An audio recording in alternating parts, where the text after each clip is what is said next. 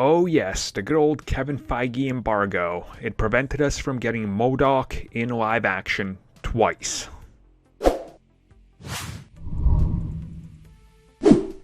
So about the midway point of Agents of S.H.I.E.L.D., if you kept watching it, there was certainly a lot of hints towards the use of a character like MODOK eventually showing up in the series, and we recently did find out that this was actually the intent, as some of the showrunners and writers recently revealed that MODOK was given the go-ahead for Agents of S.H.I.E.L.D., that they were going to use this character and that they already had ideas and were planning to how to integrate him into this. But then the order came from upstairs, which would be Marvel Studios, Kevin Feige and the movie side, telling them that they were not allowed to play with it anymore and that MODOK was being pulled. Now at the same time, if you guys remember, originally the New Warriors, which was going to Freeform, which was going to be set in the same MCU continuity, they were also going to be using MODOK as well.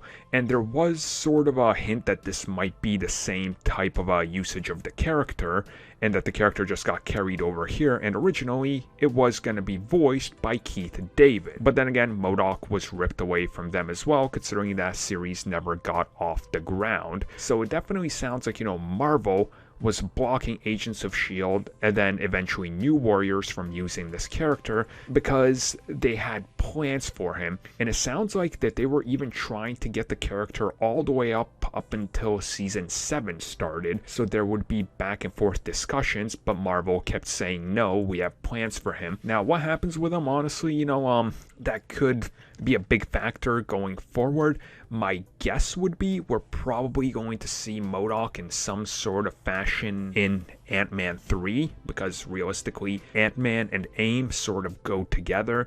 And again, we never really had the proper AIM in the MCU with what we got with him anyway, with AIM and Aldrich Killian in Iron Man 3 wasn't the core AIM, and we know as far back as Iron Man 1, they were testing the proper, yellow jumpsuits and everything, and there's even art out there of Ant-Man 2 featuring those classic suits. So it won't surprise me if we actually see MODOK show up in live action, and as it turns out, we could have had him a couple times before, but Marvel Studios said no.